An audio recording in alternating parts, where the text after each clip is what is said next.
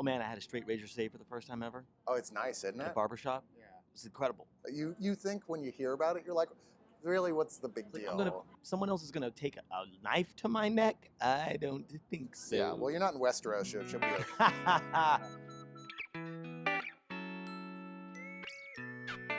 I'm here at South by Southwest with Baron Vaughn, multi-talent. Well, You do a little bit of everything. I try to. I do so much things that I'm not good at any of them. That's your problem is that you want to be a Renaissance man, and the Renaissance was, I think, like 10 years ago or something. I'm not even sure. Right, but I'm trying to be a Harlem Renaissance man. Oh, it's so that's totally now. fine. Yeah. Okay. I think we're in the new, honestly, I have to say, I think we are actually, maybe I'm being ideological about it, but I think that there's a new sort of Renaissance, like Harlem Renaissance-like thing happening for Black people right now. Oh, I couldn't agree more. Who's happier when one of the sexiest men in the world right now is always Idris Elba, and you're like, no. And I hate him for it. If only he was not a good actor. You're up he and happens coming. to be a brilliant actor too. It's obnoxious. Someone call People Magazine and put Baron in the running. Hey, I'm fine with that. So what are you doing this year at South by Southwest? What do you... I came here for a couple of different reasons. One, mostly to do stand-up. I love Austin. I've been to Austin a couple different times. This is my first time doing South by Southwest. It's probably been 4 years since the last time I was in Austin. The audiences are great here, so I had the opportunity to come do stand-up on a bunch of different great shows with a lot of comedians that I love and respect that are some of my friends.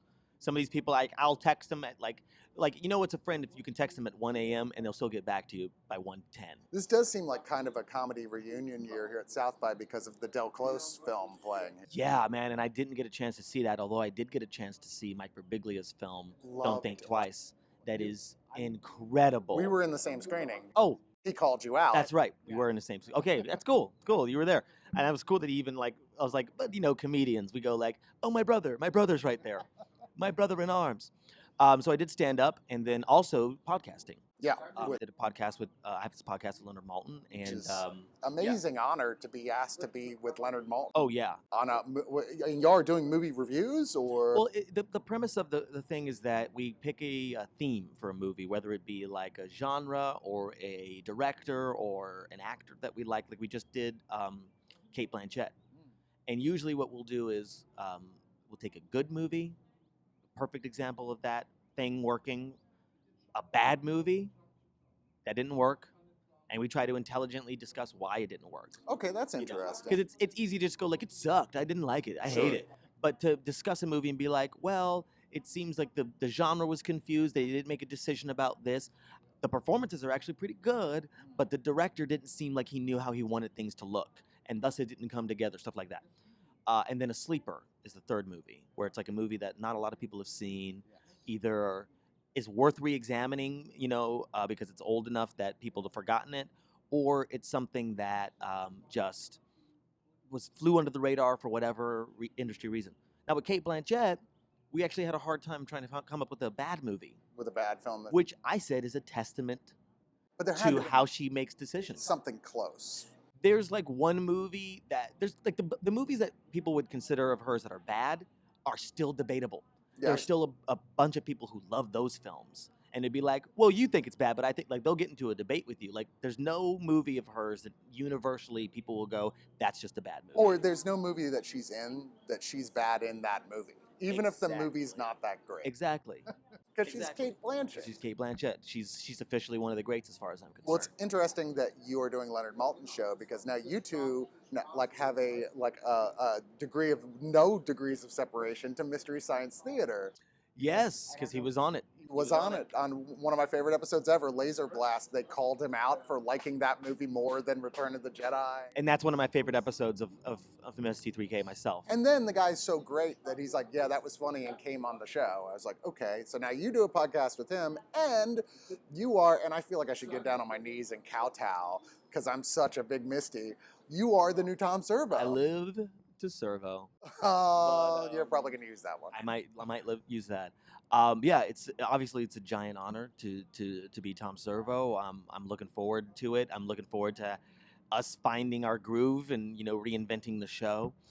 Joel is excited about it, and he feels confident in his choices, which always makes me feel good. And he's just like, I chose, I'm glad it's you. I'm like, oh, thanks, Joel. Well, what an incredible lineup you've got on Yes, this thing yeah. of talent working together. Did you previously know any of the rest of the people on this? Oh yeah, and that's one of the biggest reasons that it happened. As far as I know, the tale goes, Jonah Ray is a giant Mystery Science Theater 3000 fan. He won't shut up about it, and guess who else heard him on the Nerdist? Joel Hodgson. So when Joel had started thinking about doing the show again, reinventing the show, having a new iteration of it, I guess he reached out to Jonah for his opinions on it.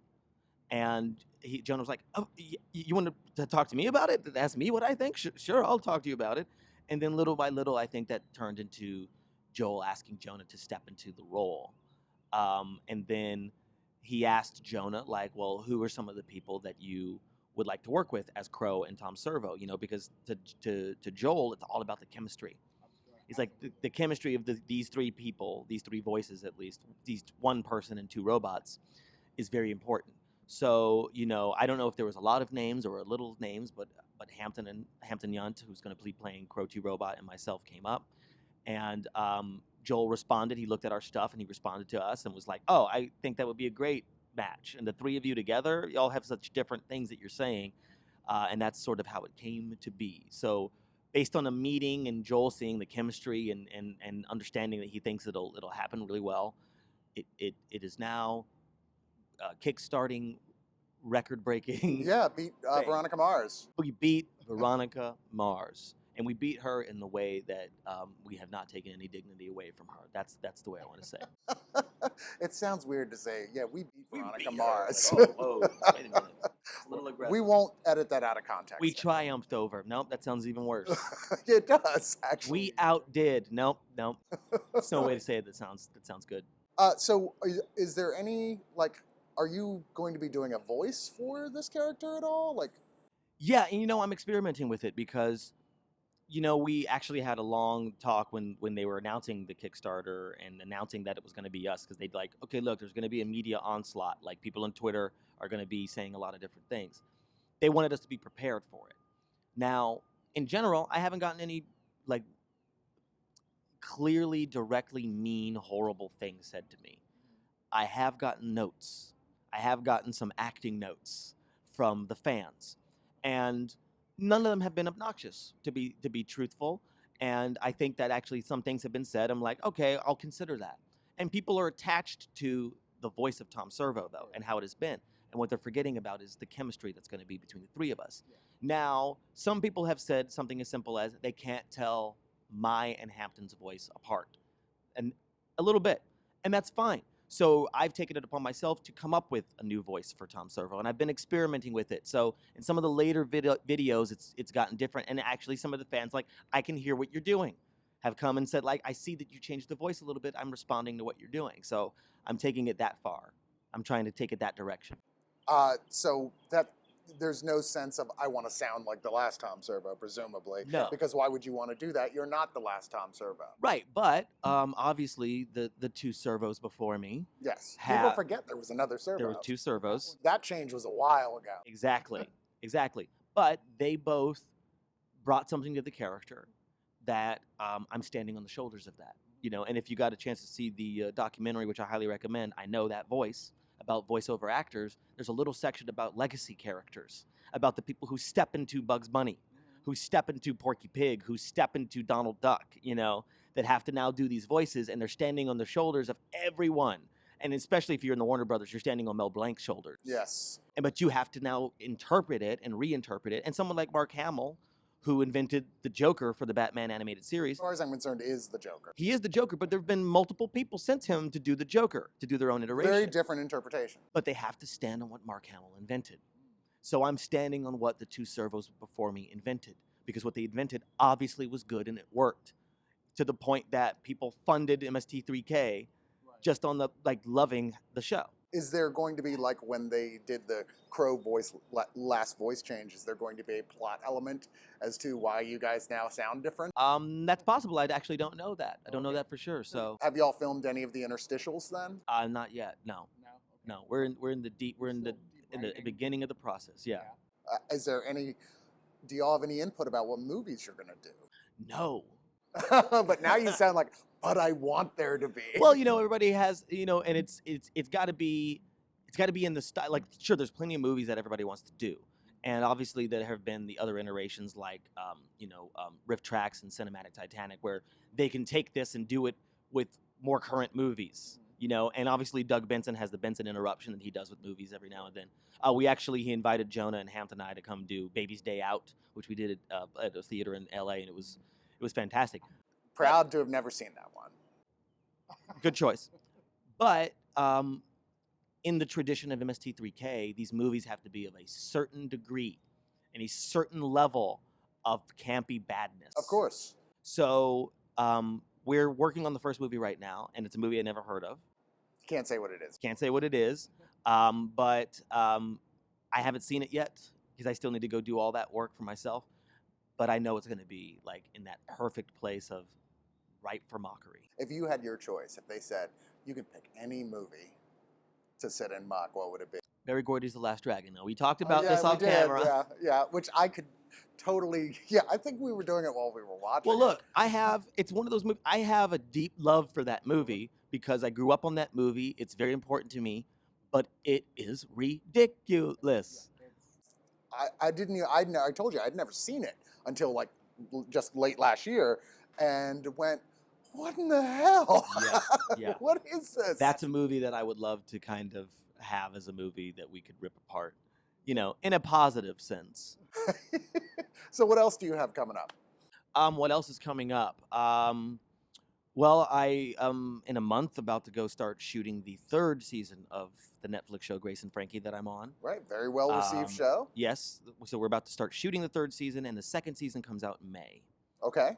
May 6th, I believe, is the date. So that's the other major thing, obviously, that I have coming up. And besides that, look out for Malton on Movies, the podcast, and just stand-up dates here and there around that I'll be announcing as they come through. And you can't talk about who you're inevitably going to play in Star Wars at some point, right? No, I cannot. I'm actually going to play a character named John Bodega.